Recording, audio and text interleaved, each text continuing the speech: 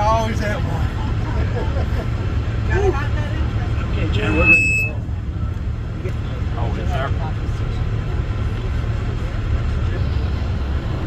Good morning. Can you hear me? Yeah. Welcome to the Lexington Express. Lexington Express.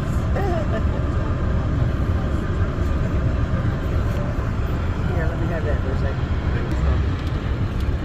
Okay, there's Don. There's everybody else back there. Ready to go.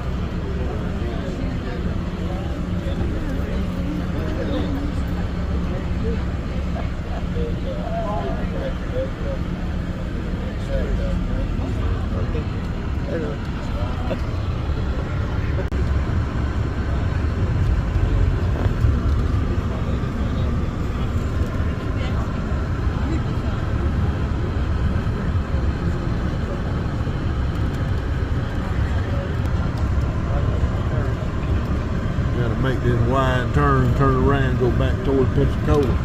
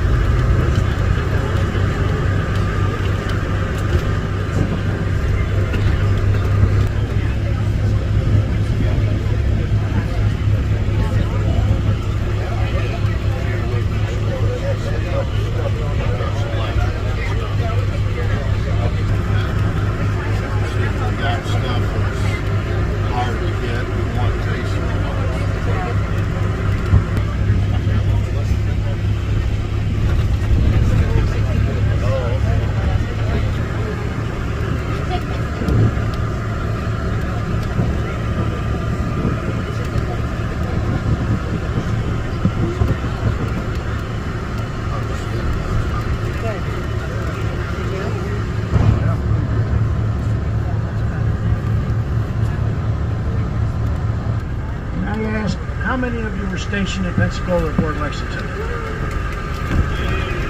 All of you? Some of you? Well, welcome home. Pensacola hasn't changed that much, but it has changed that much. We've grown, tripled in size since Lexington left here, but it's still got the same small town feeling. We're leaving Santa Rosa Island. This is the Bob Sykes Bridge. To your left and right is the Intercoastal Waterway.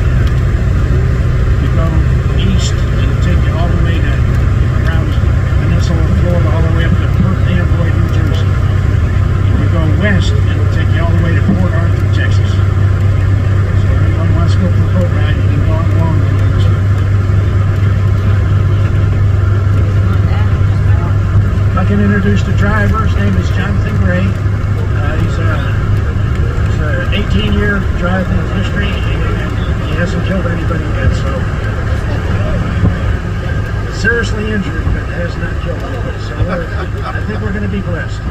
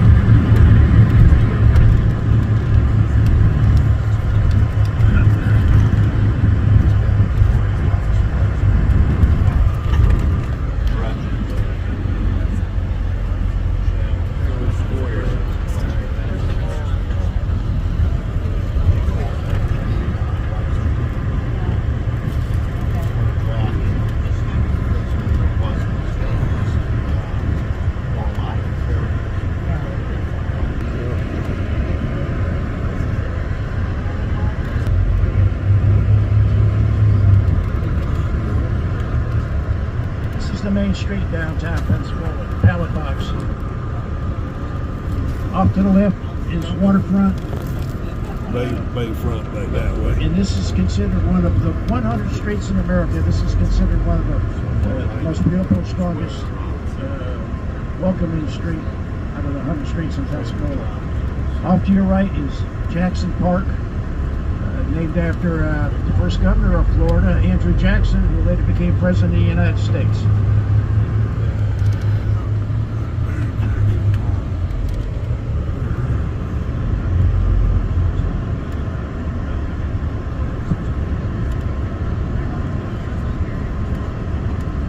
Off to the left is the old courthouse that's been here since the 30s.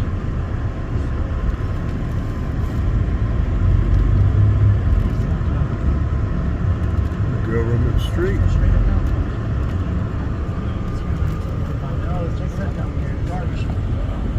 We're on Garden Street now.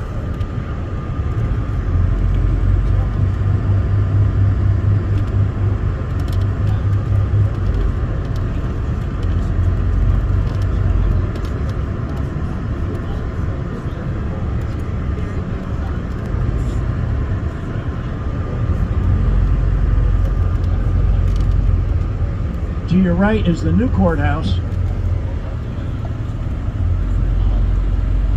That's where all the bad boys go. Yep.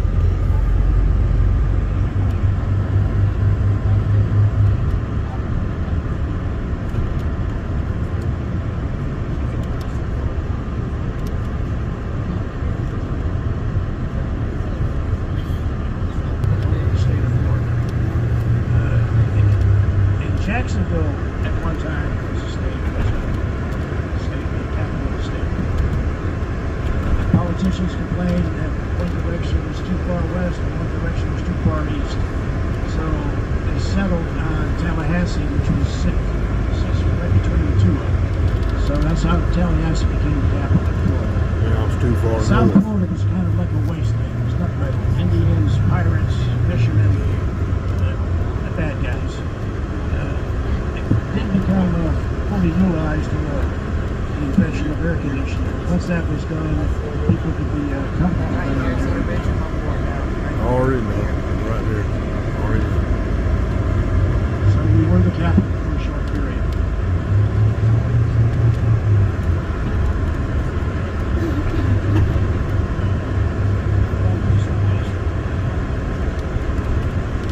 Just brought to my attention, most of you probably been to Rosie O'Grady's Good Time Emporium. It's got 5 different bars in it, nightclubs. It's still going strong. It's one of the popular places in Pensacola. If you look at the architecture, it's got a Spanish influence, a French influence, and Italian influence. Because the city was occupied by French, English, and Spanish forces over the years. This is our Sangler Theater, very upscale. A lot of nice events, a lot of big Hollywood stars have performed there. You can see the architecture. You get in a drunken stupor and wake up, you think you might be on the French Quarter in New Orleans.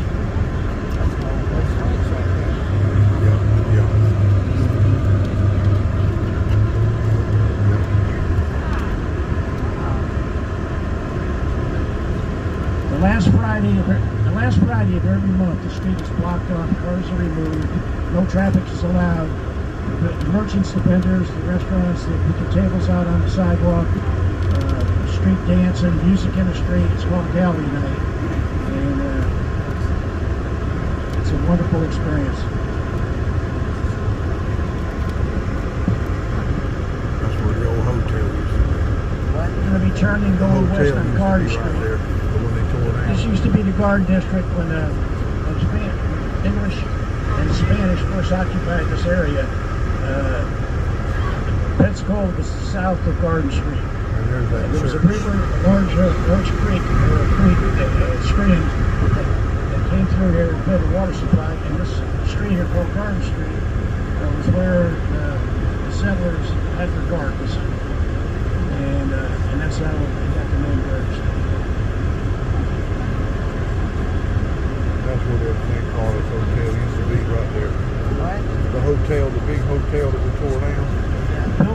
your left, that's the federal building.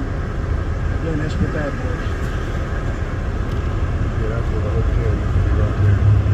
They tore down.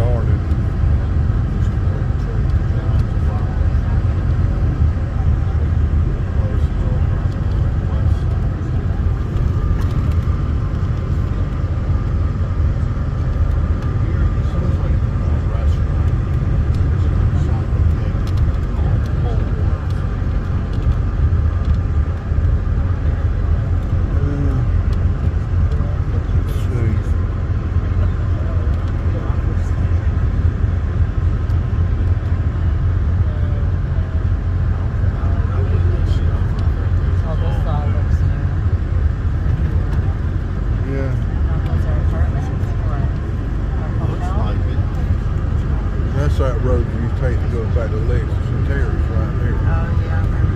So it ain't changed a bit.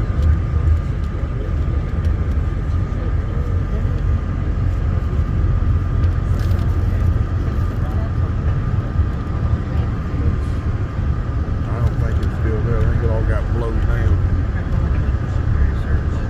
Yeah.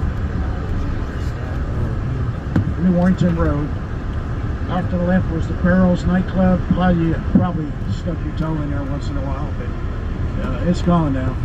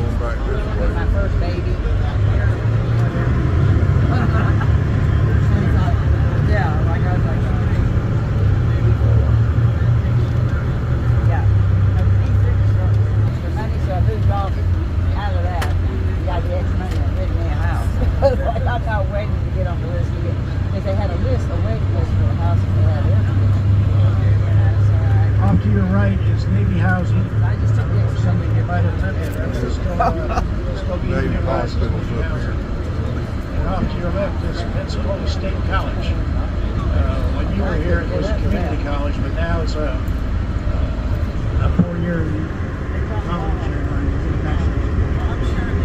Also off to your right is what they call the Navy Mall. They were cheap. You look through there, Indiana's Pensacola, there's the commissary, Navy Exchange, Navy Package Store, Navy Garage, Navy Gas Station. It's called the mall. And that's where most of the sailors do their shopping. VA's back that way, and the Navy Hospital back over here on this side. Right there's the Navy Hospital coming up on the other side up here. Off to the right is our VA clinic. Does a wonderful job for veterans. Answers their questions, takes care of their medical needs, prescription drugs. It's a big asset to the community. Yeah, that's where I had my son Adam. Also off to the right is the Navy Hospital. Son Adam They was closed the born there. emergency room down. It's nothing but a training hospital now. And it services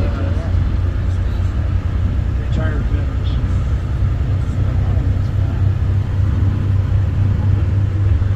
Firstborn was born there 39 years ago.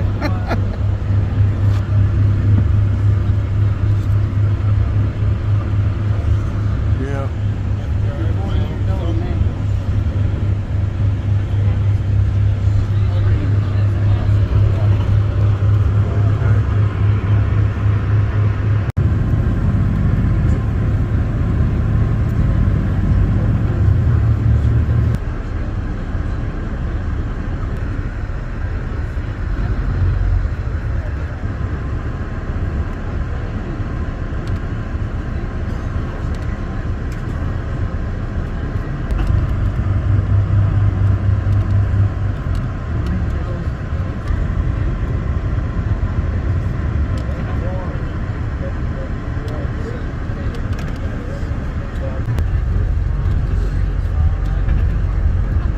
Welcome to Naval Station, Pensacola. Cove, which is our marina, used by sailors and their families to store their boats, launch their boats. This is the closest marina to Pensacola Pass, which excellent fishing, excellent to get out to the Gulf of Mexico. It's really grown since you guys been here. Sherman. If you look off to your right, that's the Pensacola Pass. Lexington used to come from the west, make a turn there and go out to the Gulf of Mexico. But that's the pass. And that pass is protected by 3 forts. One fort out to your left is Fort Pickens. All the way to the right is Fort McRae. And if you look straight ahead to your right, it's Fort Barrancas. Those 3 forts, any ship have to pass under the guns of those 3 forts, and that's what protected this harbor from invasion.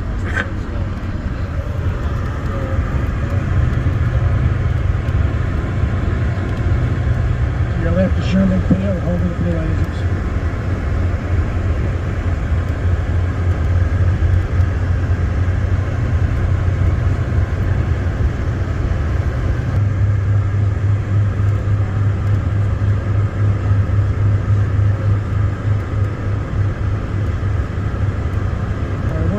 Property of Naval Museum.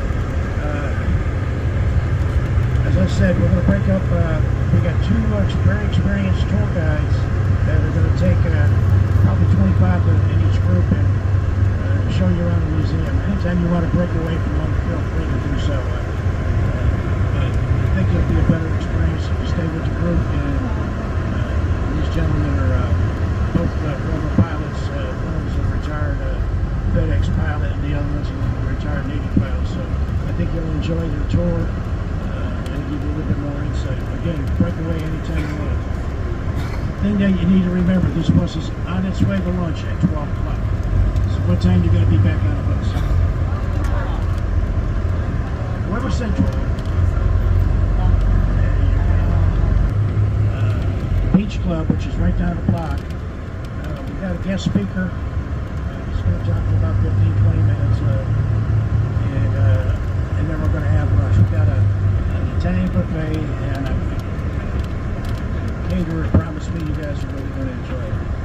So again, everybody on the bus at 12:30, right? Bus is leaving at 12. Right where he drops us off. That's where he's going to pick us up. Right here, John? Pick us up right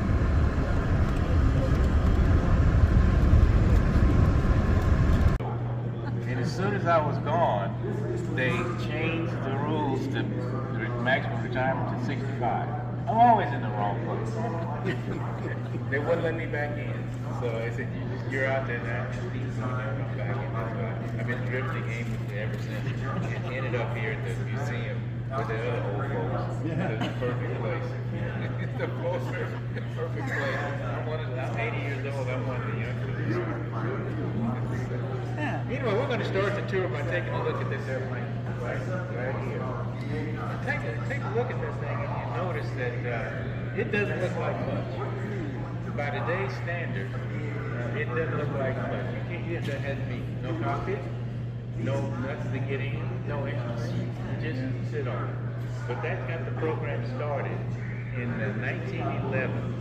And the very first naval aviators were trained in an airplane just like that. It's called an A1 Triad. And as you said, when you look at it, you say, my God, that's all it is. But in 1911, Glenn Curtis and Alexander Graham Bell decided that they were going to use that airplane to train naval aviators. And they were in San Diego, not Pensacola. We didn't come to Pensacola until 1914. And it's been here ever since. So in that 1911, they were in San Diego and northbound, so we've been northbound. And northbound in the 1911 and 1914. So there's a couple of things I'll point out to you right there. Take a look at that thing when it comes around. Take a look at those two seats that they'll be sitting. And just above those seats, you'll see some straps. Most people look at those straps and think they're seat belts. It didn't have to. Look at those straps and you'll see a bunch of cables. And there's a pulley right there where I have my line. Pulley there. And it's connected to that aileron. And then on the other side, you see another pulley right there where I have my line. And it's connected to that aileron. So you would sit in that seat, put those straps over your shoulders. When you wanted to turn the aircraft, you would just lean in the direction you wanted it to go, and it would deflect the aileron. It's kind of primitive, but it worked. I mean, it really worked.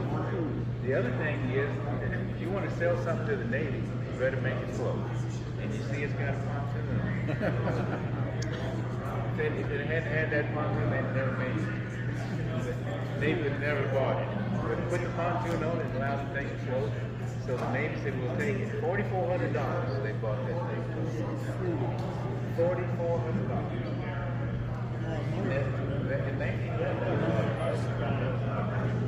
$4,400 they got the thing and that got the program started. So the first 5 naval aviators were trained in an airplane just like that. Had a 75 horsepower engine. Some of you got riding lawnmowers got more horsepower. 75 horsepower engine and it was pushed as long as 60 knots. And it would be kind of breezy up there at 60. Can you imagine that 60 miles an hour and no cockpit, no just sitting there in the breeze, 60 miles an hour. I don't know. But they know that they don't make it like that. Anyway, that got the program started in 1911, and then we came to Pensacola in 1914, and we've been here ever since. Now we're going to cruise into the actual museum and take a look at how this thing developed along the way.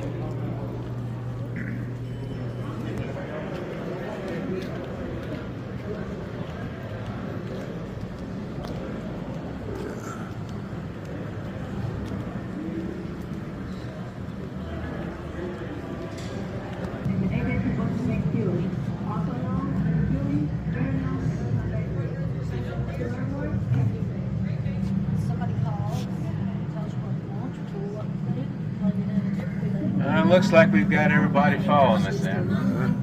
Okay, so a couple of years ago, in 2022, we celebrated 100 years of carrier aviation.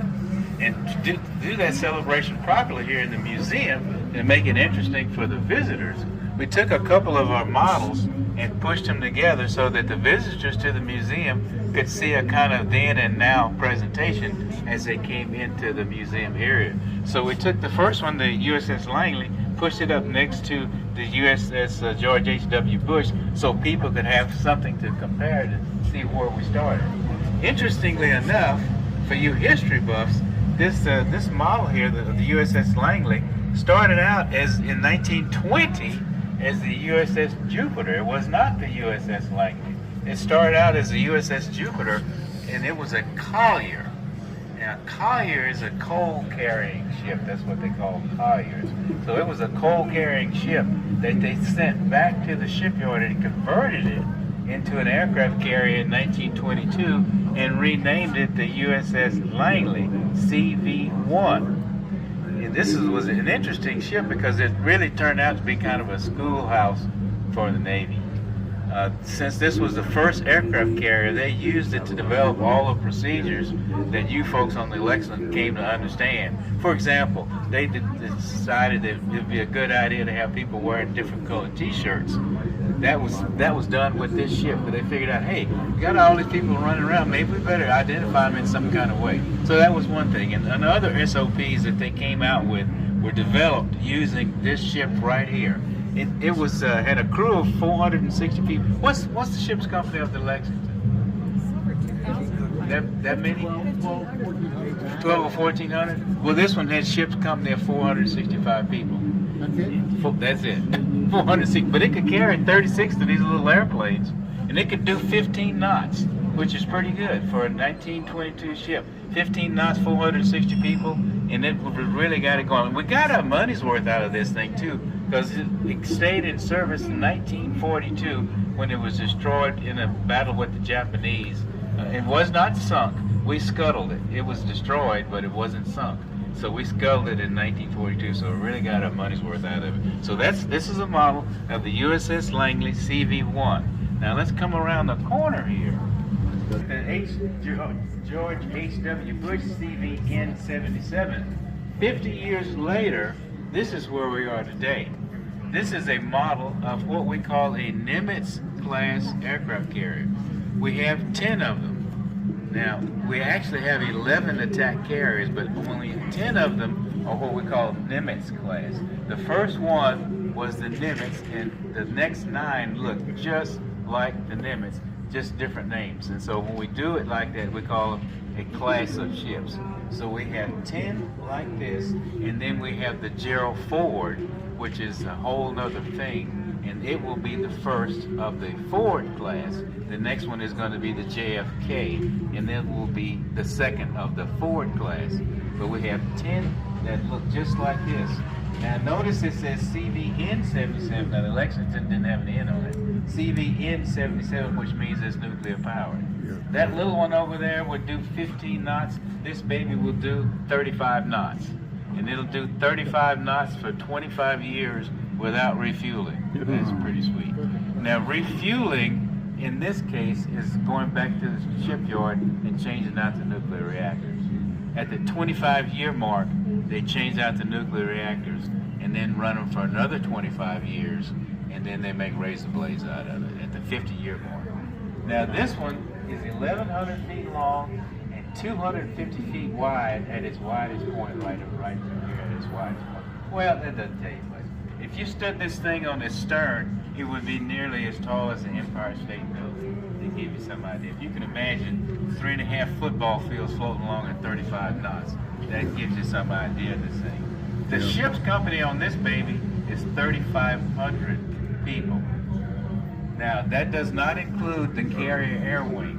There are 2,500 people in the carrier air wing. So you got 3,500 in the ship's company and 2,500 in the carrier air wing. The chow hall makes 18,000 meals a day, to give you some idea of just how enormous that is. The carrier air wing has 90 airplanes. Most of them are F-18s and F-35s and some mixture of some E-2s and some E-2s and a couple of helicopters, 2 or 3 helicopters. But the carrier air wing has 90 airplanes and 2,500 people, and then the ship's company is 3,500 people. So it's quite a show when these babies go out. But that's kind of where we are today. 10 of these, and then the Gerald Ford. They had a lot of trouble, as you probably read about, with the Gerald Ford. with the electromagnetic catapults and all the electronic gee whiz stuff. They finally got it fixed, and it's out there in the fleet now. But it took a long time. That little one over there costs you as a taxpayer $1.5 million. This baby here, $6 billion. That's billion with a B. $6 billion, because that's what this baby costs. So quite a bit of difference. But we're talking 50 years here, so you got to build an inflation factor. Okay, folks, we're going to go over here to look at that World War. We're going to go. You'll see. We'll be here for 15 minutes. Just follow the crowd. We'll be right in this area when you come out. Okay. Yeah. This is the first of several theme areas we have in the museum today. This is a World War I display area. And all these artifacts that you see here are actually artifacts from that era that were donated to the museum by people who were cleaning out their attic and finding different things of interest. And they notified the museum, hey, we got something. My granddad was in World War I. He had this helmet, or he had this backpack, he had this water thing. And people donate these things to the museum. So this is real, honest to goodness World War I artifact stuff that you see kind of laying around here. This is not stuff we picked up on Amazon. So this is real stuff here. For those history buffs in the crowd, you know the World War I started in 1914. We didn't get involved in it until 1917. But what I'd like you to remember about 1917 is between the Army Air Corps and the Navy in 1917, this country had 200 obsolete airplanes. That was a sum total of the air forces of the United States of America in 1917, 200 obsolete airplanes.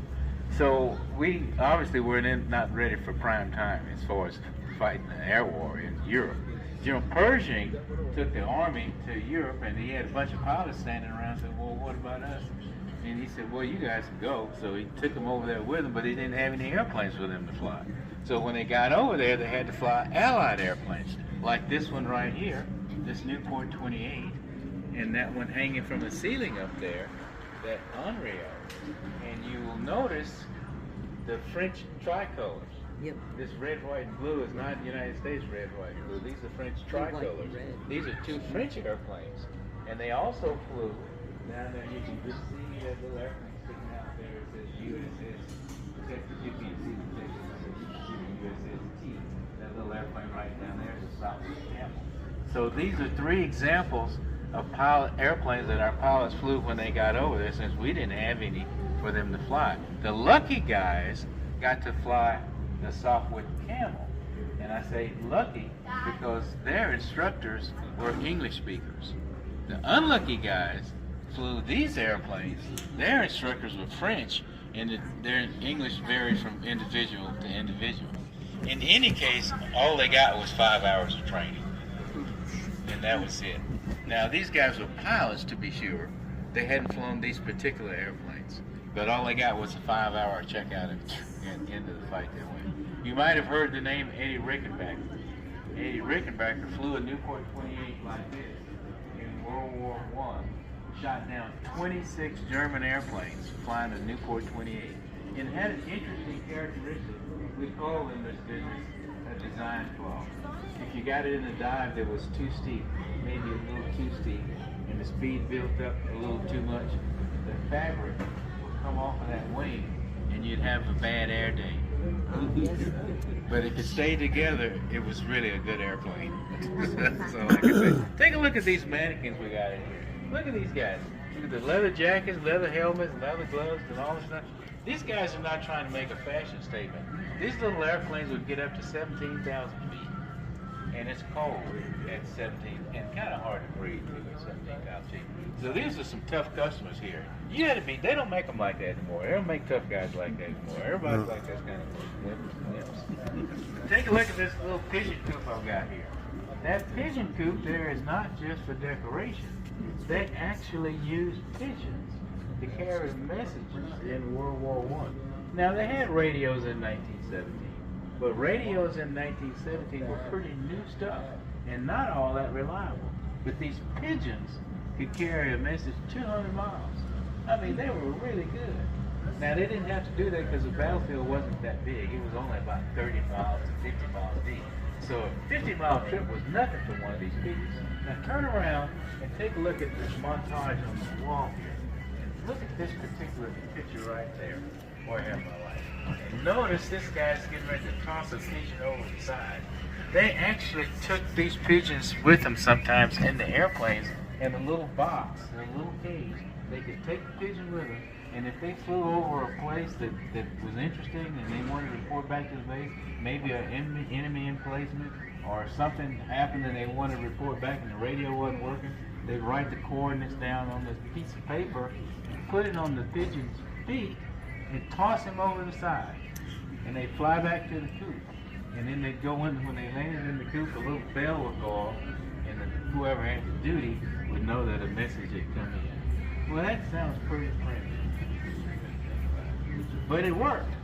I mean, it really worked. Now, they didn't do that all the time, but they did it enough to make note of it. Now, I have to tell you, when the Germans figured out what we were doing with the pigeons, things got kind of rough with pigeons. Yeah. I mean, they got snipers assigned to get the pigeons. Yeah. Went so far as to send up hawks to get the pigeons. I mean, it got ugly out there. I mean, it really got ugly. You wouldn't want to be reincarnated as a pigeon. Let's put it that way. Let's go around to this side. You know, interestingly enough, now you know the Navy's got a hang up about plaques. Just look at my jacket and tell that. They had patches for the pigeon keepers. They had patches. Can you imagine that? Would you put that on your jacket? I don't know if I put that on my jacket. Yeah.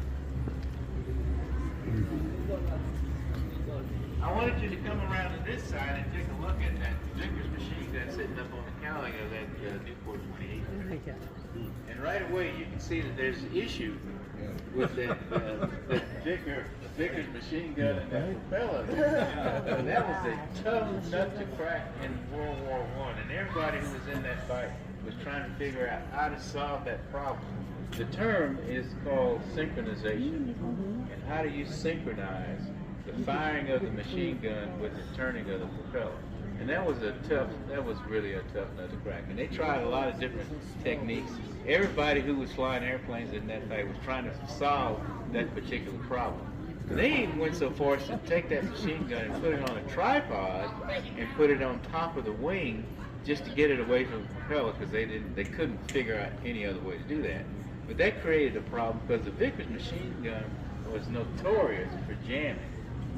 And when the thing jammed, you had to stand in the seat and put the stick between your knees to hold the wings level while you were up there trying to unjam your machine gun. So you had to be real careful while you did that, especially if you had a guy like this up here behind you trying to shoot you down. Well, they abandoned that idea.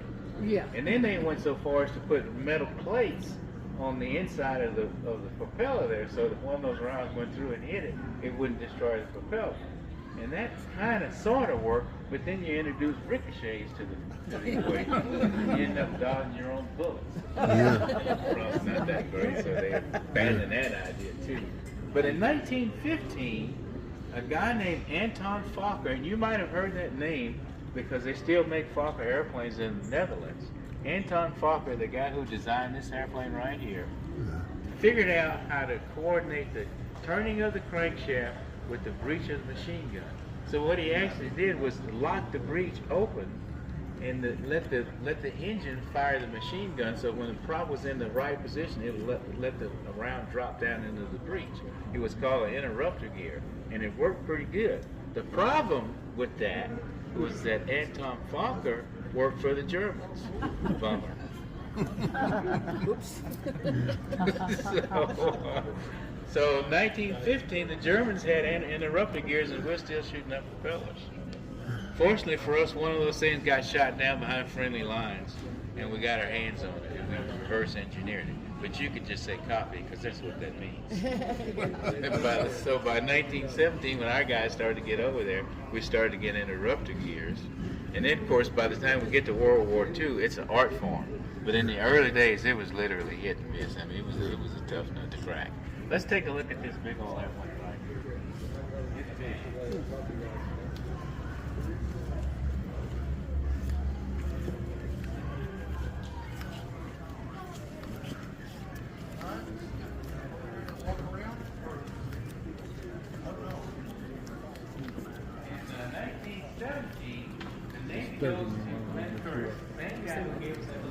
Company's business.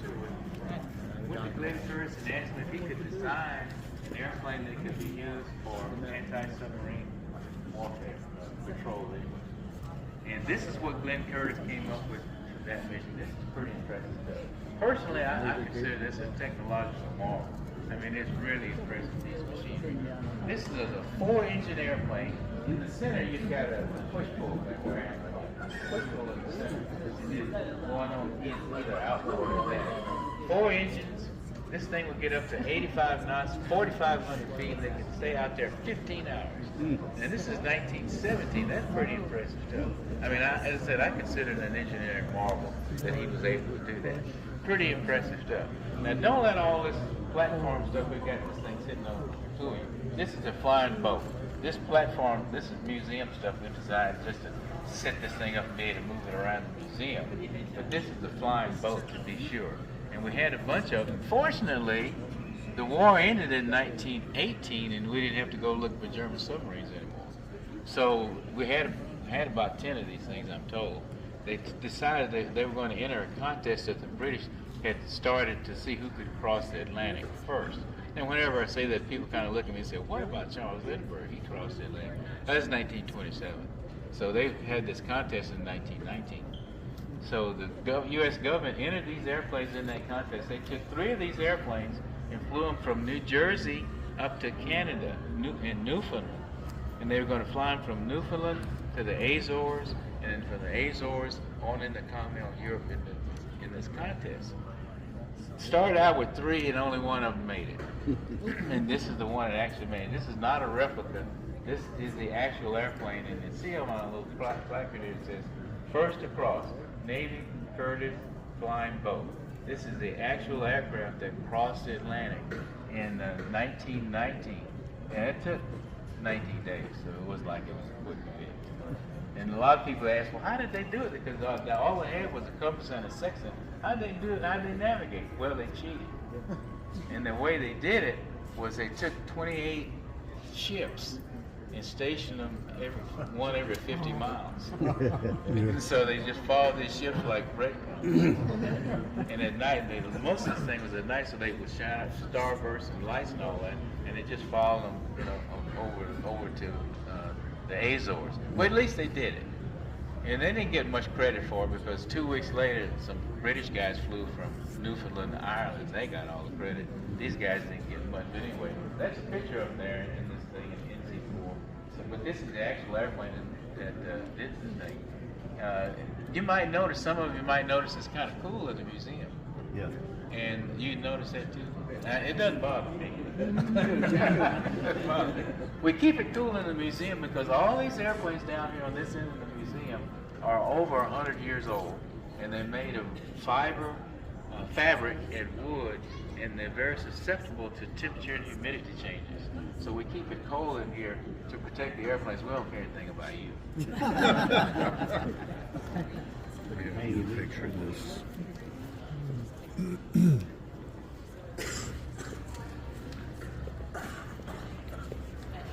Walking in time now, so we keep you up to date on what we're saying here. Walking from 1917 to 1919, now we're up to 1921. And some of you might have heard the name General Billy Mitchell. In fact, if you're as old as I am, you might have even seen the movie The Court Martial of Billy Mitchell. Billy Mitchell was an interesting guy, what we call an aviation proponent.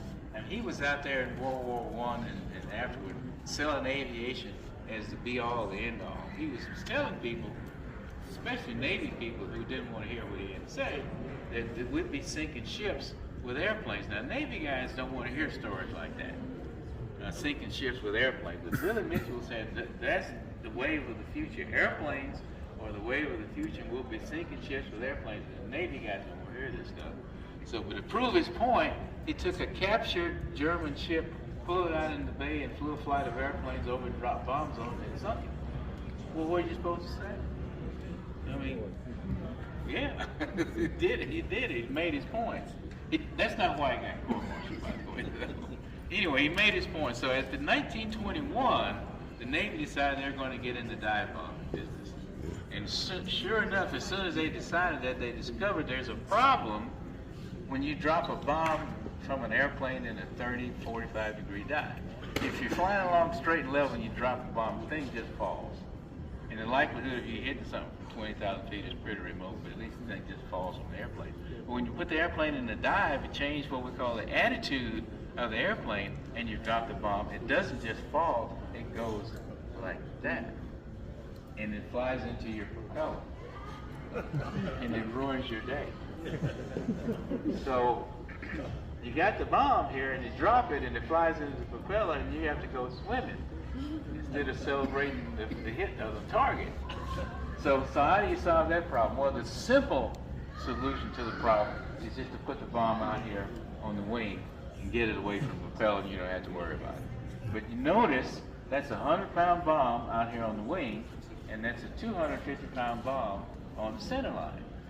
The problem with this little configuration is you can't put the 250-pound bomb on the wing because there's not enough structure out there to support that wing. You're stuck. And you're not going to be able to sink a ship with a 100-pound bomb. You're just going to make people mad. What you need is one of these 250-pound bombs, but you can't put it out on the wing. So you got a problem. But the solution, if you come a little closer and take a look at that, you look at that bomb and you'll see that it's attached to a trapeze configuration. It's not just hung on the thing, it's connected to this trapeze. And I'll show you this, where I have my light, there's a cable right there on that side, and another cable on the other side, right there. Right there, right there. There's two cables. Those cables are going up into the cockpit. In the cockpit, there's a lever. You can push down on that lever, and that whole trapeze comes down below the prop arc. So you tickle that baby, and it flies free, and then you don't have to go swimming. And it works pretty good. Now, as we go through the museum, you'll see some other airplanes that have this same configuration, a little bit more sophisticated, because this is the early version, 1921 version of this trapeze. But I'm going to show you a couple of other airplanes that have it. You'll see that they cleaned it up a little bit and made it a little bit more impressive looking. But that was the solution to the problem. Anyway, we're always solving problems in aviation, well, in the Navy too. Solving problems, they come up, you try something, it doesn't work, you try something else. But this was in 1921, and this got the program started. Now we're moving to 1930, and take a look, by 1930, we're really making some progress here. This is a Grumman airplane from 1930. Take a look at the size of that radial engine. And I say radial engine because these little airplanes from World War I were rotary engines. Extremely difficult to fly because in a rotary engine, the whole thing is turning. There's not a propeller spinning on the shaft. The whole thing is turning, and it made it extremely difficult to fly because of the gyroscopic effect. And they say that those little airplanes killed more people than did the Germans. I mean, they were really difficult to fly. You got to remember that in World War I, the Bright brothers invented aviation power flight in 1903. Navy got involved in it in 1911. By 1914, they're fighting in a war with airplanes. The steep learning curve killed a lot of people. I mean, because we're still learning how to fly airplanes, they're out there fighting with them. And there were more people killed in accidents than actually got shot down. I mean, that's just the nature of the business, so to speak. But we're really making some progress. By 1930, look at the size of this radial engine on this baby. That's a 200 horsepower engine. We started our tour today with a little 75 horsepower thing on the front. Then we went to about 100 horsepower thing in World War I. Now by 1930, we're up to 200 horsepower with a radial engine, really making progress. And take a look at this. That retractable landing gear. we're really making some progress. Now, it's pretty primitive. We're talking bungee cord for crying out loud. I mean, it's pretty primitive, but at least they can crank up the landing gear and get it in the well. It makes them go faster when you do that. We've got an enclosed canopy, a retractable landing gear, and 200 horsepower. By 1930, Grumman has produced an airplane that'll do 200 knots. So we're really making some progress here. Now, the interesting backstory on this airplane was found by a couple of guys from Dallas, Texas, who had gone down to Nicaragua to do some crop dusting and saw this thing in a junkyard in Nicaragua.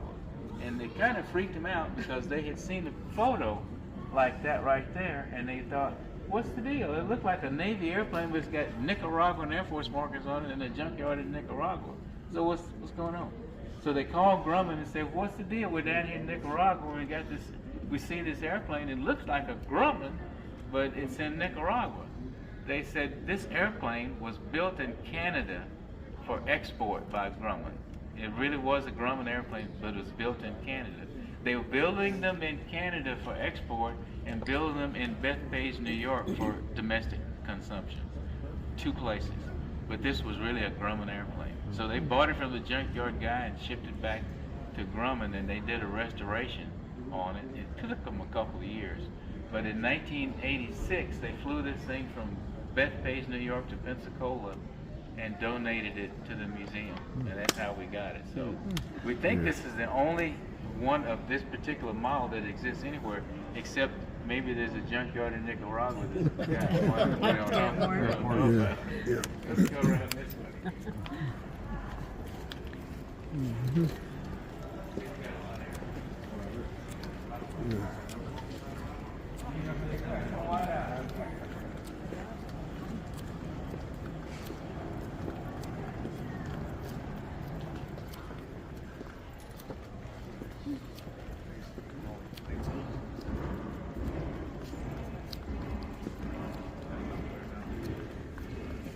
Okay, we're walking in time again. We were walking in 1930 over there, and now we're up to 1939. And by 1939, Grumman, look at the size of this baby here they brought.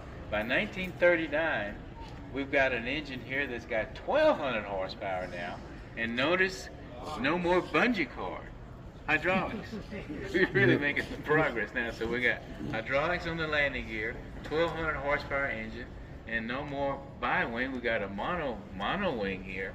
So this Grumman F4F Wildcat in 1939 would get up to 35,000 feet and do 330 knots. It had 4 50 caliber machine guns, and we're really making some progress now. I mean, we've got a real airplane we can kind of hang our hats on. This is going to be our frontline fighter going into World War II. Unfortunately, as good as this airplane was, it wasn't good enough, because at the same time we're building this airplane, the Japanese are building a Mitsubishi A6M0 that just would fly circles around this thing. And this was a good airplane, absolutely nothing wrong with it, but it was no match for the Zero. And we've got one in the museum. We'll get around the corner here, I'll show you that. But this is what we had, and it was a good airplane. I don't want to take anything away from it. I'll point out to you one interesting thing. At the outset of World War I and World War II in 1941, half of the inventory looked like the Navy and Marine Corps looked like this airplane. The other half looked like that airplane right there, the one that says 2MF-16. Yeah. So we had, no, that's not a Corsair. We got a Corsair. I'm going to show you one in a minute here. Half of our inventory were bi-wings. Even at the outset of World War II, we were still flying bi-wing airplanes. So we were not, just like in World War I, we weren't quite ready for prime time when the thing started. We really had to ramp up, and I'm going to show you as we move along how we ramped that thing up to get ourselves in a better position. But we started out sucking some pretty bad wind here, I'll have to tell you. Let's go down this way.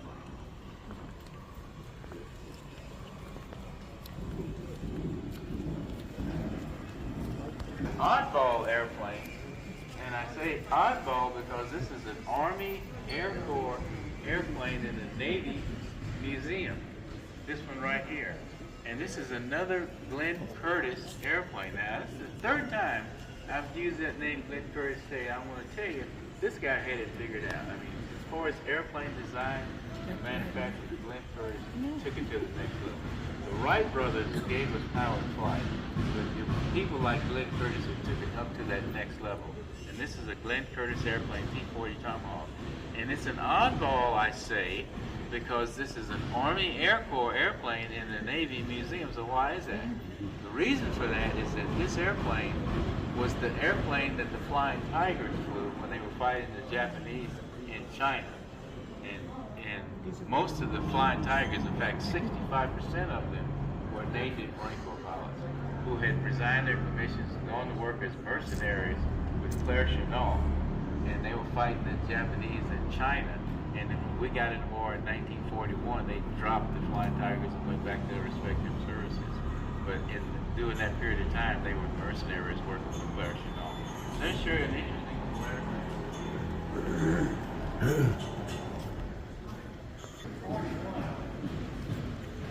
yellow airplane with 41 on it. It's kind of an interesting airplane because that 41 is representative of the 41st President of the United States, George H.W. Bush, who was 19 years old as a student naval aviator. He dropped out of Yale to be a student naval aviator and 19 years old. And when he came to the museum on a visit, he and Mrs. Bush, now when they come, they got a private tour. None of this gang bang we got going like this. It was just the two of them, Secret Service and the tour guide. That's the way they played the game.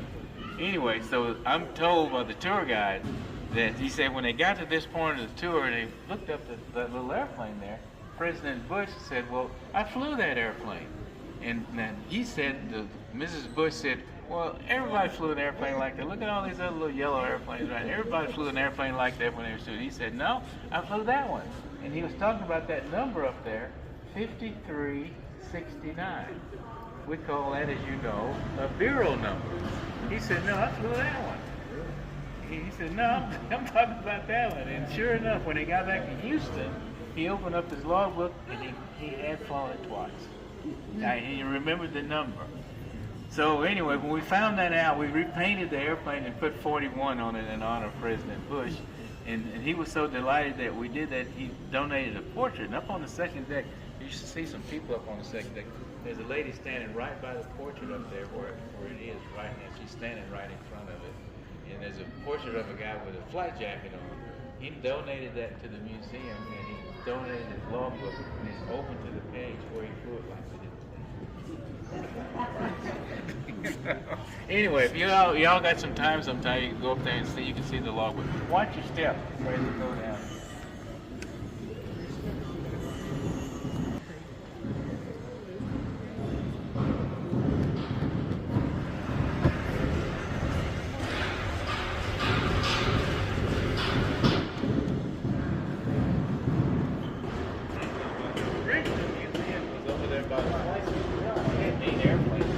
That's the original museum. Yes. The annex we're going to go to is right over there. Yes, but the original museum was over there by the schoolhouse, building 633. It was a bowling alley, and then they converted it into a museum. Oh, you're not that old. Well, I know what I'm talking about because I was there. Getting ready to go into World War II. Sounds like it's tearing this place down. Here's another oddball airplane, that's Army Air Corps B-25 Mitchell. No kidding. This is Army Air Corps guy you're going to? Yeah. Have any of you heard of the Doolittle Raiders? Oh, yes. Well, that's the kind of airplane the Doolittle Raiders flew off the USS, I don't even think the name of the ship now. I want to say Midway, but Hornet, the USS Hornet. They flew 16 of these things off the USS Hornet. And that's the kind of airplane they flew off of. And the reason we have it in the museum, since this is Army Air Corps pilots flying this thing, they flew off the USS Hornet and they were trained to do that by Navy pilots. And came to Florida, to Eglin Field, for the training. And the Navy sent this guy here, Lieutenant Miller, over to Eglin Field to train the Doolittle Raiders on how to do carrier takeoffs. Now remember, these are Army Air Corps pilots, they're not Navy pilots. And they sent this guy over to Eglin Field to train these guys how to do carrier takeoffs, not landings. No point teaching them how to do landings because there weren't going to be any landings. They were just going to be bailouts and crashes. So notice the thing doesn't even have a look on this Army Air Corps airplane. Anyway, that's why we have it in the museum in honor of the Doolittle Raiders. But this is the star of the show, this thing right here. This Mitsubishi A6M0. That little airplane right there. When you stand this close to it and look at it, it doesn't look like much. I mean, it just looks like a little airplane. But that airplane there was a terror at the outset of World War II in the Pacific. The Japanese had 11,000 of them, and they were like mosquitoes out there. I mean, they were everywhere, and the guys flying them were not rookies. They knew what they were doing. They had been fighting the Chinese in China for 3 years before we even got into war. So they were not rookies flying this airplane, and they had plenty of them, and they knew what they were doing. And we were throwing guys landing right out of flight school. It was not pretty. I mean, our guys really had a tough road to hoe, and we lost a lot of pilots in the early days. And the long and short of it. Now I was telling you, up on the upper level, there's another Wildcat there, and I told you at that time that that was a good airplane. It had armor plating around the engine, and armor plating around the cockpit. It had self-sealing fuel tanks. It had 450 caliber machine guns. It could do 330 knots. It could get up to 35,000 feet. It was a good airplane. But all that stuff I told you that it had weights, and weight is a big deal in aviation. That airplane weighed 2,000 pounds more than this little airplane right here. This airplane had no armor plating, no self-sealing fuel tanks. Heck, the pilot didn't even wear parachutes. I mean, they had a different mentality. I mean, when they got in the airplane, they were going to die or kill you trying. And I got in the parachute. They didn't even wear parachutes. So it was a different program. But the long and short of it is, we couldn't turn with that airplane. And a dogfight is a turning fight. And if you can't turn with your adversary, you lose. So we were in some deep, serious trouble out there. We needed another airplane, and we got one. If y'all can hang on with me just for another 15 minutes, I'm going to show you what that airplane was. Let's go over here and take a look at this one, though.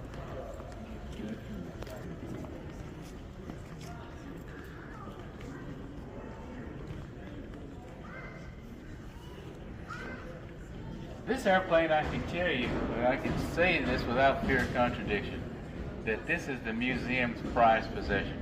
This little airplane right here, this Douglas SDD Dauntless Dive Bomber, Bureau number 2106. This airplane is the museum's prized possession.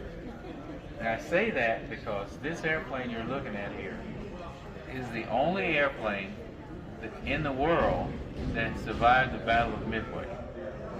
Anywhere in the world, this is the only one that made it through the Battle of Midway and is on display anywhere. And here it is in Pensacola. It's a long way from Midway Island in the Pacific to Pensacola. So how did we get this thing in this museum here? Well, I'm going to give you the short version of a long story. We got this airplane from the bottom of Lake Michigan. Now, how did it get from Lake Michigan from Midway to Lake Michigan? In Lake Michigan, we found that there were 126 Navy and Marine Corps airplanes at the bottom of Lake Michigan. Now, how did they get there? During World War II, the Japanese were patrolling the west coast of the United States with their submarines. The Germans were patrolling the east coast of the United States with their submarines, and they're also patrolling in the Gulf of Mexico. We had nowhere to go for carrier training. So what we did was to purchase 2 paddle wheelers and convert them into flat tops and put them on Lake Michigan for carrier training. And we did it for 2 years. Just off Chicago, we had those 2 airplanes, aircraft carriers up there for carrier training. Associated with that, of course, a lot of accidents. As a result, we put 126 airplanes on the bottom of Lake Michigan. We had, at the museum, scouted out, we had a company to go and survey the bottom to let us know what was down there. And we had identified 4 airplanes on the bottom that we really wanted for the museum, and this was one of them. So when they pulled the thing up and washed all the barnacles off of it and exposed the bureau number, we could do the research on the airplane and found out that this airplane in December 1941 was at Pearl Harbor in a hangar when the Japanese attacked, and it didn't get damaged. It's just sitting in a hangar. So they painted out Navy and painted in Marengo on the side of this thing and flew it out to Midway and assigned it to a Marine squadron on Midway Island. We got the records from a Lieutenant Iverson who flew this airplane on this particular day, and in the back seat he had a PFC Wallace Reed as his gunner, and he said he went out with the squadron on the first day of the Battle of Midway with this one bomb. Now you know, recognize the trapeze. I told you they got better with the trapeze. Look at the trapeze here. He went out on the first day of the battle, dropped the one bomb he had. He didn't have 3 like you see here. He had the one bomb, he said, dropped the one bomb and missed. Everybody in the squadron missed. Nobody. We during the Battle of Midway, we sunk 4 Japanese aircraft carriers in 5 minutes, but nobody from Midway did anything. I say. Anyway, well, there was some Army B-17s there too. They missed everything too. Nobody from Midway hit anything. Those 4 aircraft carriers the Japanese lost were hit by carriers from the fleet. Not the guys from Midway were Keystone cops. They just didn't hit anything. Anyway, so Iverson said he dropped the one bomb and missed, and he's turning for Midway, and he said he got jumped by 2 zeros. Well, after all I told you about that 0, that should have been the end of them. This airplane sustained over 200 hits, and it didn't go down. It was on fire. PFC Reed was injured. Iverson was okay, but the thing was on fire, and they made it back to Midway and crash landed. And the Marine commander came out and said, "Holy smoke, this thing is shot all down. We can't fix it." So they crated it up and sent it back to the States. That's how it got back. So we can fix stuff back here. So they fixed it up and assigned this airplane to the training command, Lake Michigan. And one of our student naval aviators fixed it up and put it on the bottom of Lake Michigan for us. And it stayed there for 50 years until we brought it up. And that's how we got it in the museum here. This is our prized possession. Folks, we're going to take a 5-minute break. We've got heads around the corner, ladies on the right, men on the left. We'll take a 5-minute break and come right back here, and we'll finish the second half of the tour. You got it.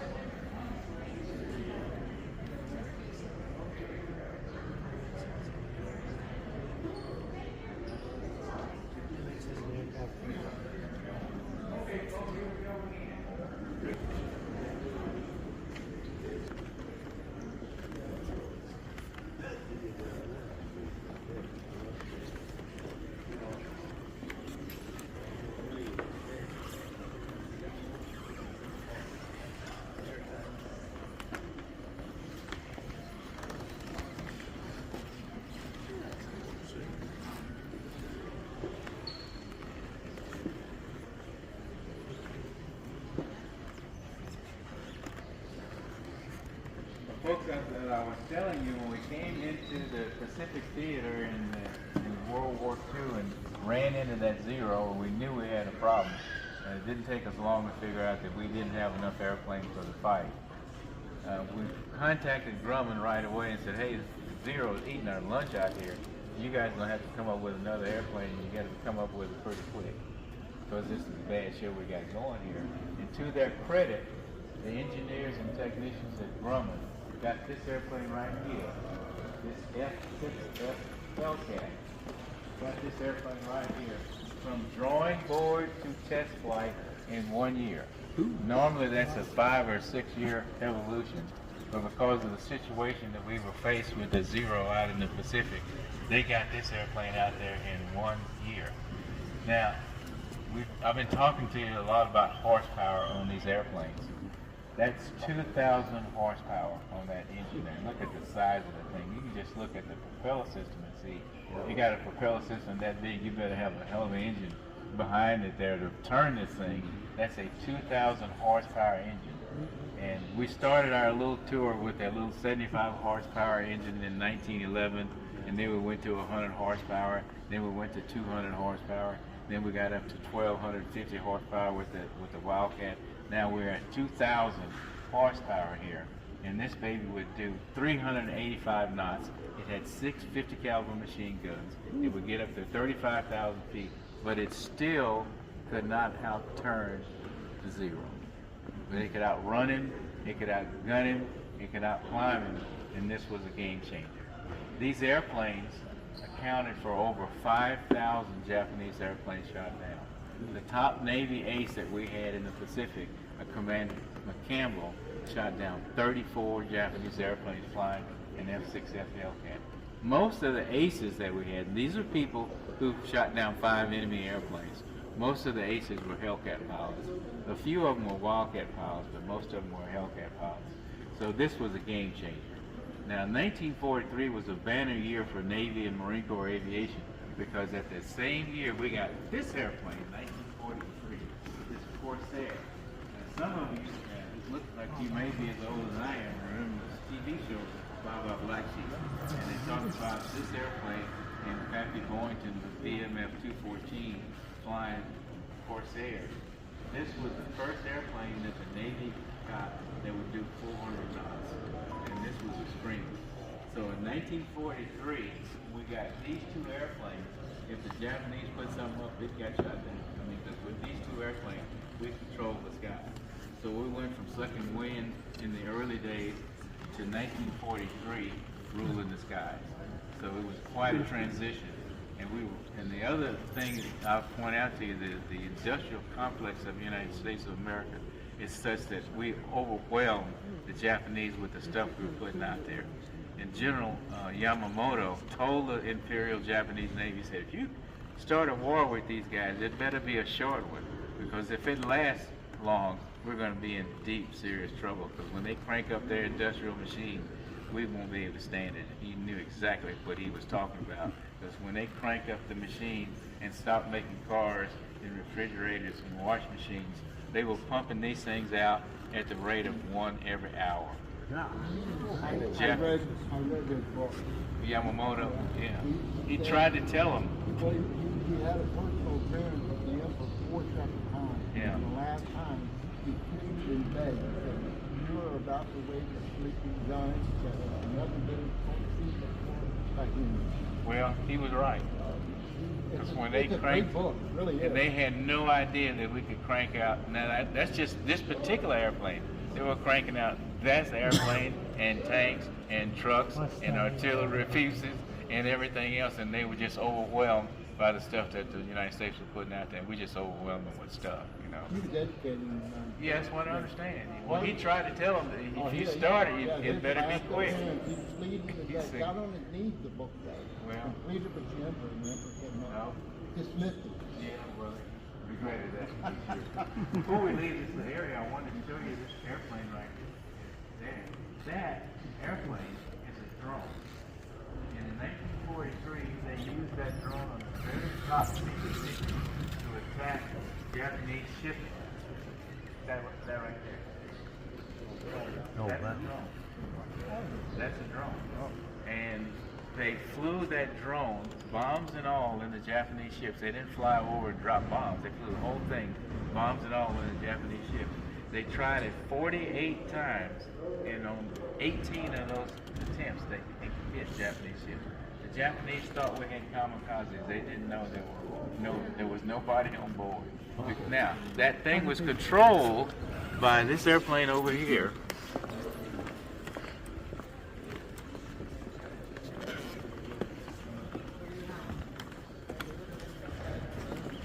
Controlled by the TBM-3E right there. It had a 3-man crew, and in the back they had a TV screen and a control box. And that TBM from 5 miles of height could control 2 of those drones. The Japanese couldn't see the TBM. All they could see was these drones coming in and attacking the ships. They thought we had kamikazes. Drones get long. Since 1943. So that's the front end of the technology that you see on TV, flying in bathroom windows and all, chimneys and all that kind of stuff. Now, that's the forerunner of all that technology that we got. That thing right there was the first. Get back home. And it is. Just now. Yeah. It's like cell phones, they've gotten smaller. Yeah.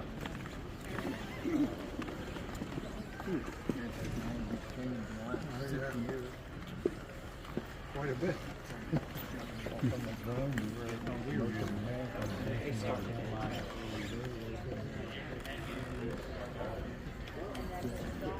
Take water.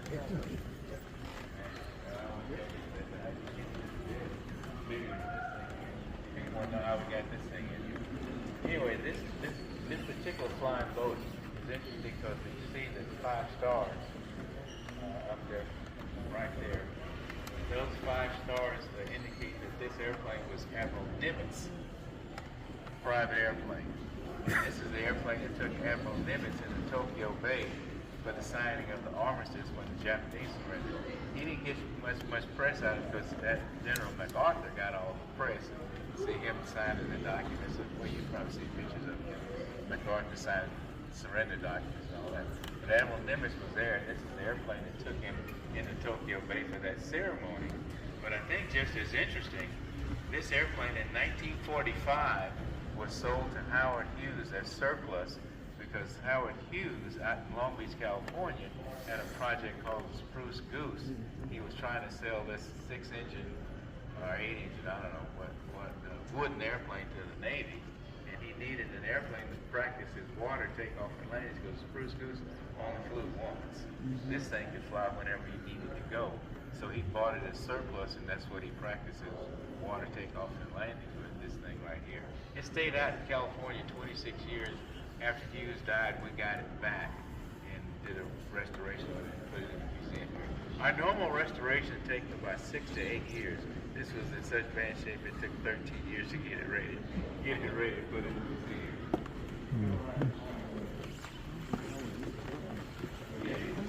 No, this is California.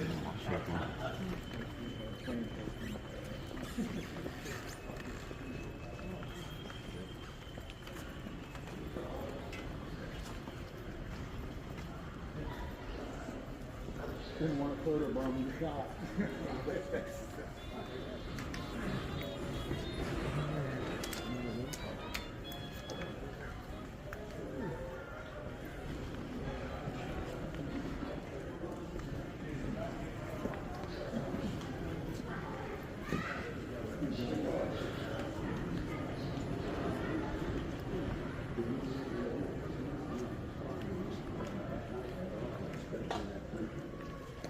This is the latest addition to the museum. This display, we've had it for about a year.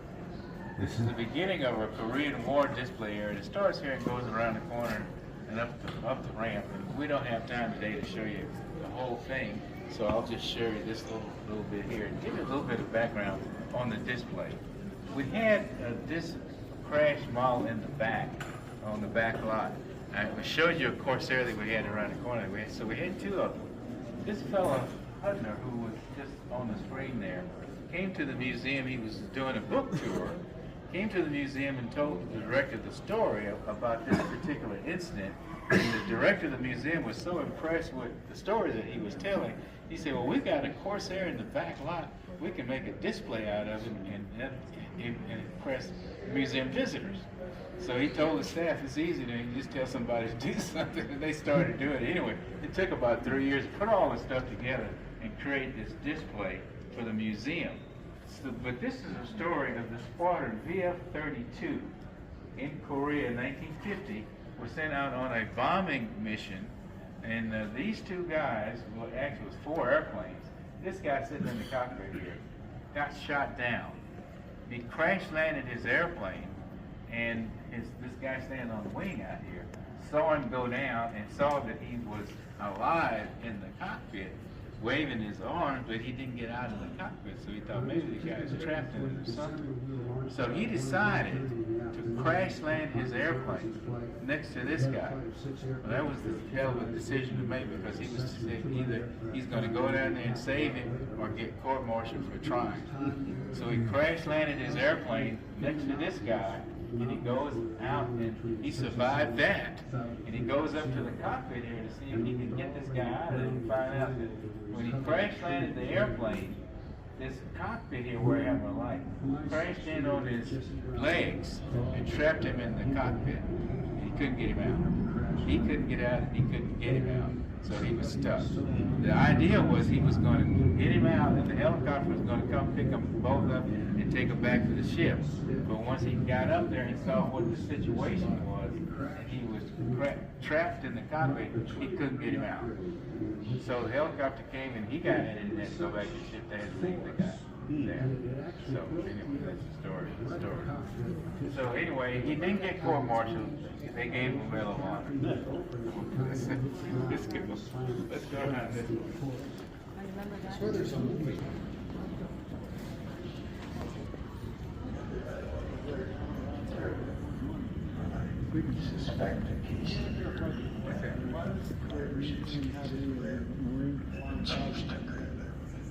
The Marine flying type? So that's why we do it.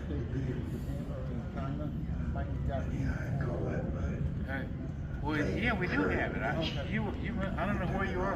Probably on the phone. Oh, anyway, we talked about that, about the airplane up there in the early part of the thing. I talked about it. I don't know where you were. Anyway, I wanted to bring the tour. I like to bring the tour to the guy that you hear talking to these people, Cash Barber, is a crew member from World War II. He's 100 years old. He's talking about this thing. I'm looking forward to being 100 years old. I'll be doing that too. Anyway, I wanted to show you this thing. I want to get a picture. This is one of the few airplanes that the U.S. government has bought that actually works. Now, we don't usually buy airplanes that work. We usually buy airplanes that don't work. But a good example would be the C-130 or the DC-3 are 2 examples of airplanes that the government bought that actually worked and actually did what they were supposed to. The DC-3, C-130, the CH-46 I'm going to show you over in the other hangar. And this airplane right here, this one, one of those airplanes did everything it was supposed to do plus. And that's very unusual for the United States government buying airplanes or anything else for that. But this was primarily a search and rescue anti-submarine airplane. But they also took 2 squadrons of these airplanes, painted them black, and had them go out and look for Japanese shipping at night. They call them Black Cats squadrons. There were 2 of them that did that. I don't know if I want Anyway, but this is a great airplane. Show it to you so you can see the inside crucifixions of this thing. Some of you might have heard the story of the USS Indianapolis, a ship that was sunk by the Japanese who had carried parts for the atomic bomb from Tinian Island. There's a movie on it. They did a movie. They call it Indianapolis. 300 sailors went down with that ship, and 800 sailors went into the water. And they went in the water for 3 or 4 days, depending on who's telling the story, being eaten alive by sharks. On the 3rd day of that, PBY like this, spotted the survivors and landed in the middle of the survivors and started to run them on board.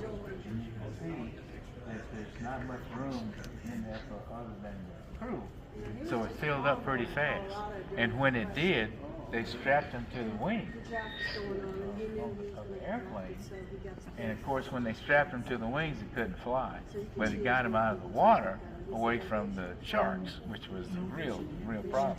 That one PBY saved 56 sailors from the Indianapolis, and as I said, they've done a movie. If you get a chance to see that movie called Indianapolis, did you see it?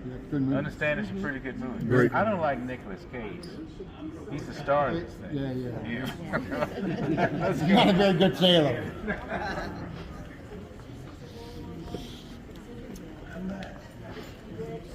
Thank you, sir. Thank you.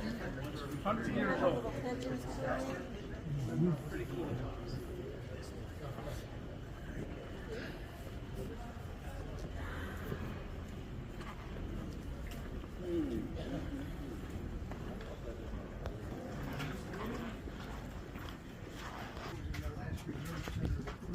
Well, they had them out in Dallas. I'm from Texas. Is that where you out there? Yeah. Thank you. You like that? There's some more people coming. You like this idea? I do, this is great.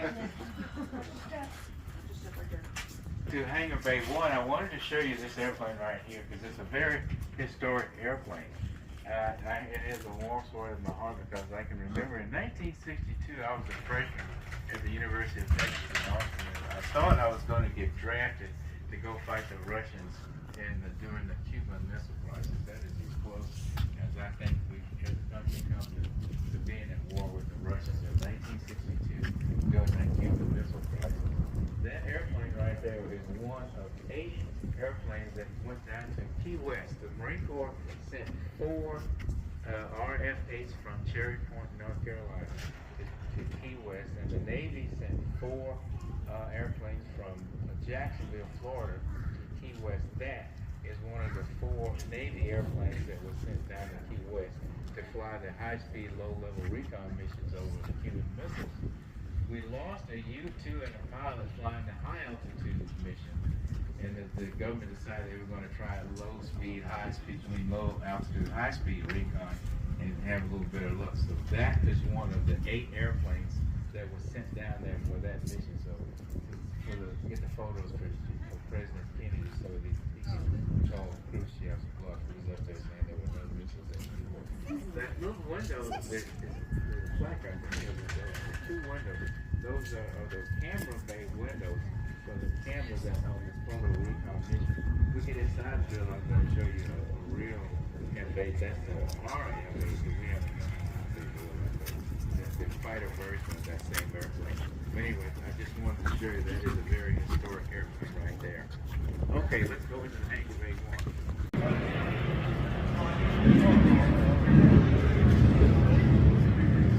Working on that right there. They don't know what you're talking about.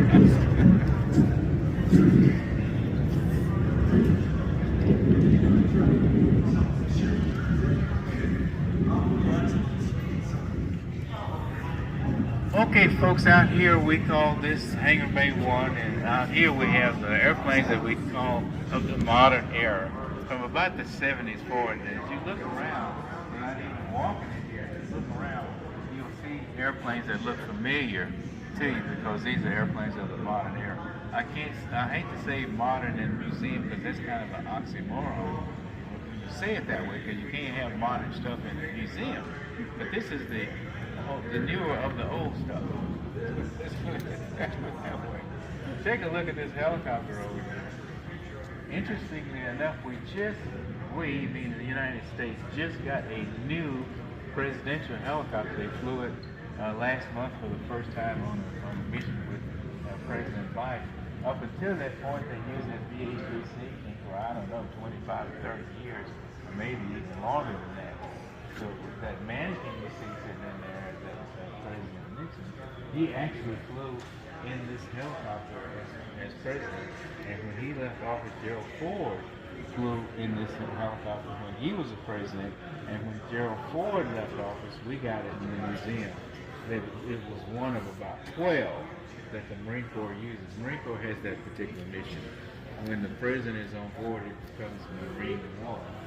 And just like when he's on the Air Force airplane, it's Air Force One. So that's, but they finally got a new one, and I just saw that, you know, you can get anything on YouTube. Take a look at this F-8 Crusader. Who said you were the Crusader Squadron now? Well, I'm from Mineral Oil. I think this is 80 miles from the woods.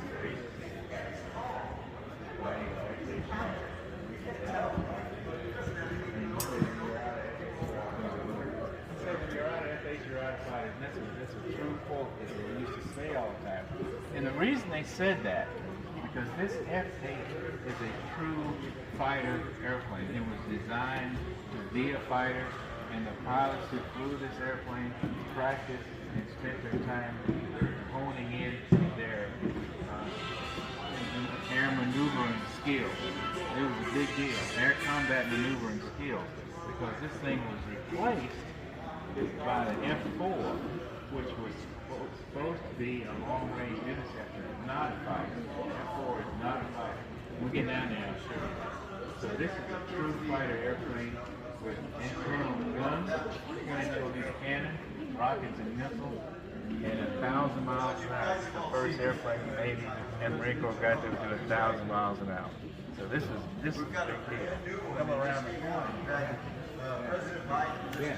first flight of a president in the newer one, so these are finally being phased out.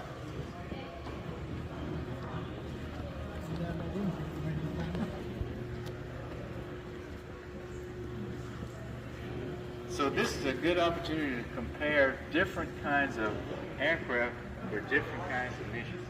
That aircraft right there, as I told you before, is a fighter. This aircraft, this is a Korean War, Vietnam era vintage airplane, is an attack airplane. And you can see the difference.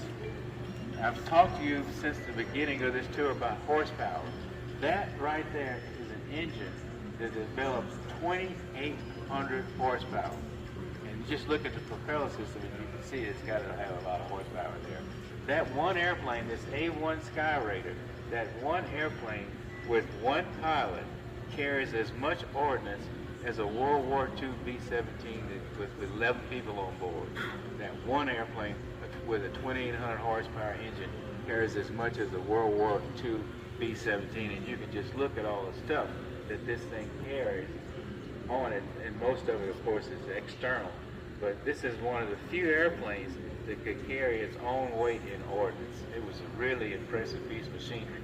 So that's a fighter, and this is an attack airplane. Notice that one is sexy, this is not sexy.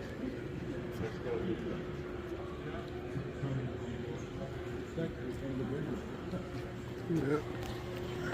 This airplane here, this F-4 Phantom II, everybody's seen this thing on TV.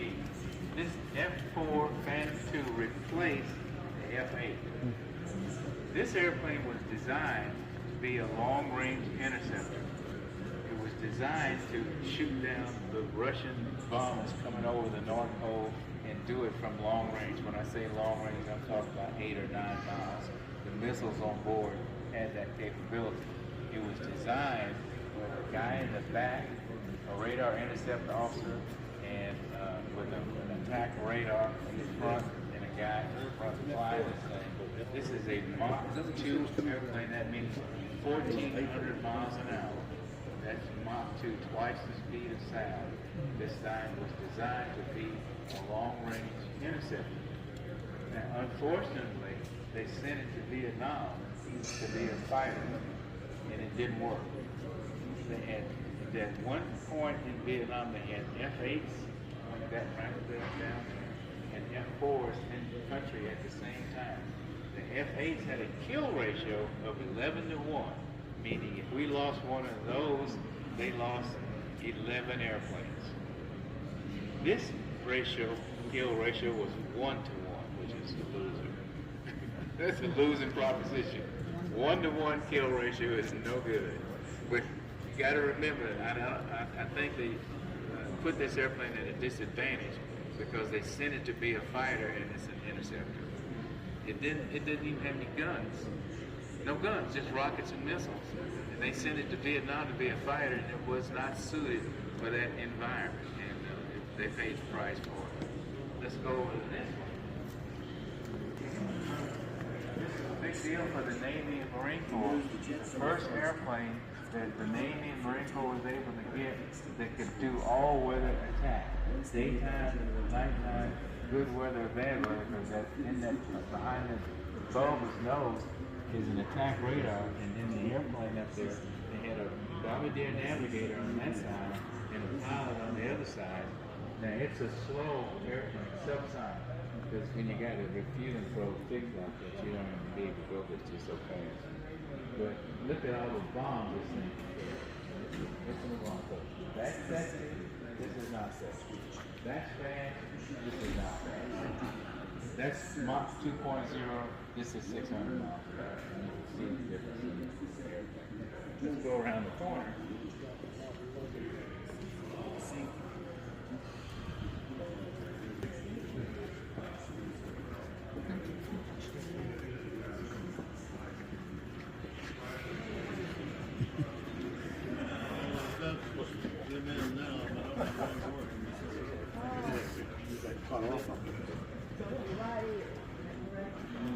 That right.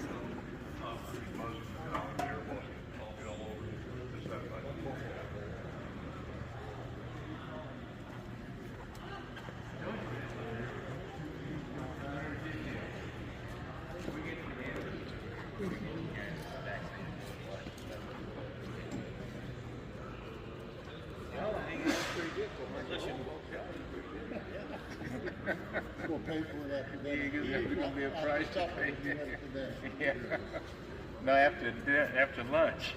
That's Yeah, dinner. I'll take a nap You're too. going to take a nap. That's dinner. Yeah. To me, I don't know about y'all. Okay, so over here, there's a couple things I want to point out to you. That helicopter there, you will recognize as an Army Black Hawk. That's what it looks like, because that's what it is. It's an Army Black Hawk that's been tricked out to do other things and carry troops in combat. The Coast Guard in the 1944-1947 time frame really exploited the capabilities of the helicopter.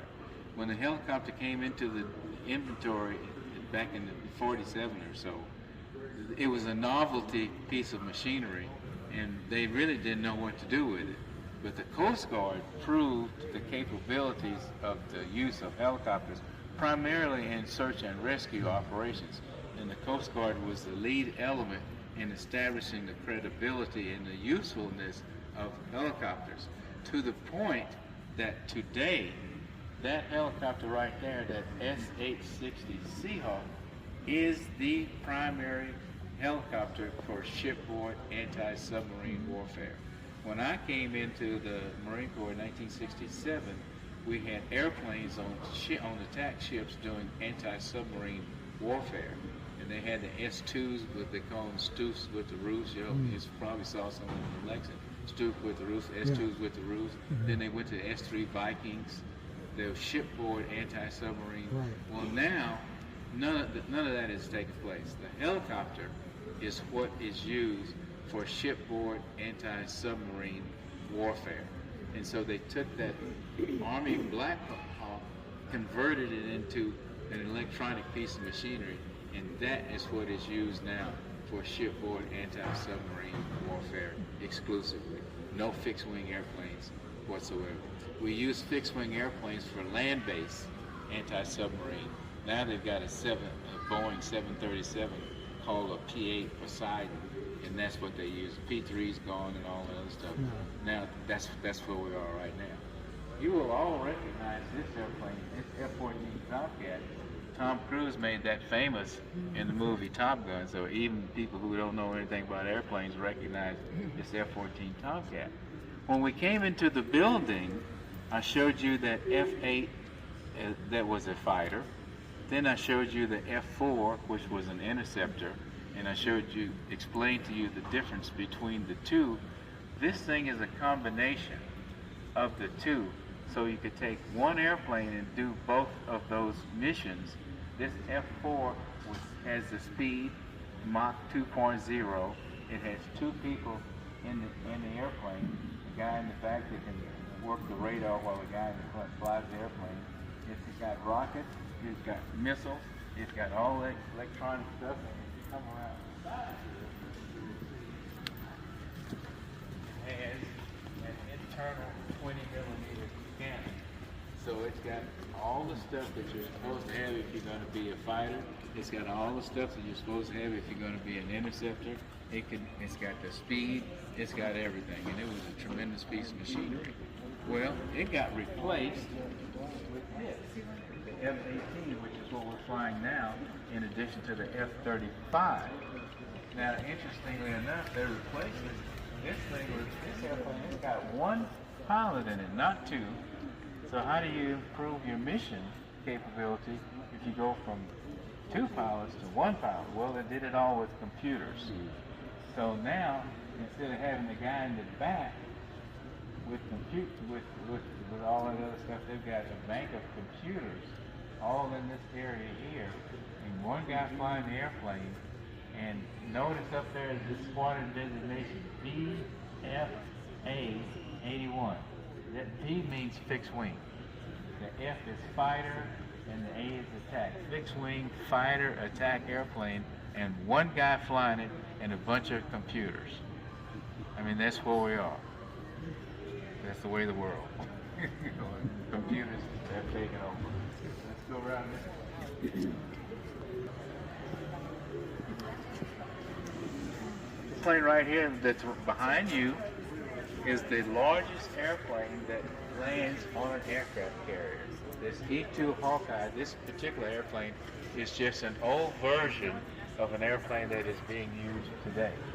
Interesting enough, for those of you who are not airplane people, look at the propeller system on it. You haven't seen one on the tour like that. The propeller system. That propeller system is connected to a jet engine. That's a jet engine behind that thing, and that makes this airplane what we call a turboprop. So you got a jet engine connected to a propeller system, and that is a turboprop. This airplane, with that radome up there where I have my light, with that radome, this airplane can see 200 miles around the carrier task force. The ship's radar can see 7 or 8 miles out to the horizon, depending on the sea state. If the sea is rough, you can only maybe see 4 or 5 miles. But this thing, at 20,000 feet, can see 200 miles. And this airplane becomes the controlling airplane for the carrier air wing. All those attack airplanes I showed you on that, the George Bush aircraft carrier at the beginning, all those F-35s and F-18 are controlled by this airplane, because this airplane can see the whole environment, and they are controlled by this airplane. This is the airplane, the first one to leave and the last one to come back, because it runs the show. It's got 2 people flying it and 3 people inside working all the radars and giving all the information. So this is a big deal. So this is the way. This is like an Air Force AWAC, which is a mini version of an AWAC. Come around the corner here.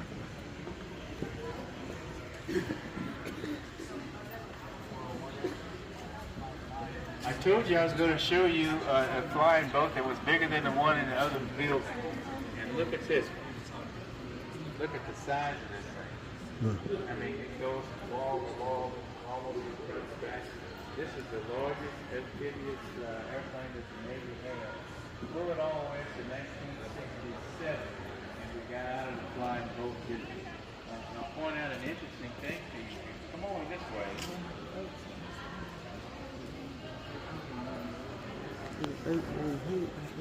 Beaching here. These airplanes normally, when they were at their base, stayed in the water without this attached. This is just to be able to move the airplane from the water into a hangar. It's not designed for takeoffs and landings. this is hollow. They float this stuff out and attach it like you see it, so it can roll up on the ramp and into a hangar. But you cannot do takeoffs and landings with it. It's just to be to move the thing around. And it's called beaching gear. But these things, in their normal habitat, were anchored, even at their base, were anchored in the water. Here's a picture. That's the way they look in the water at their base, and they would be anchored in the water, and they would only attach these wheels when they had to move them into the hangar for maintenance work. Last thing I'm going to show you, come around the corner here.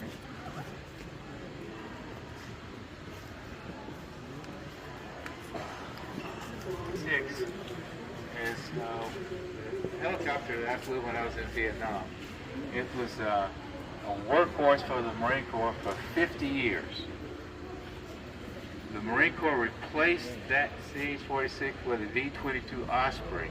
I doubt that it's going to last 50 years.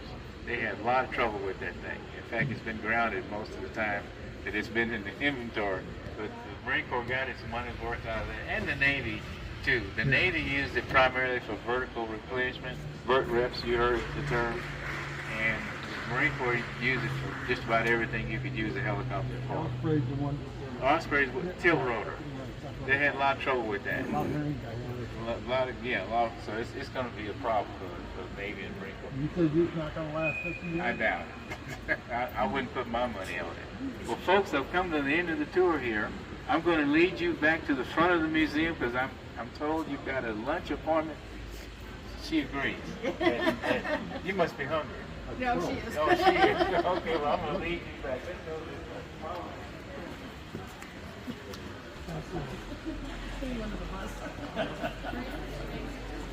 Is it okay?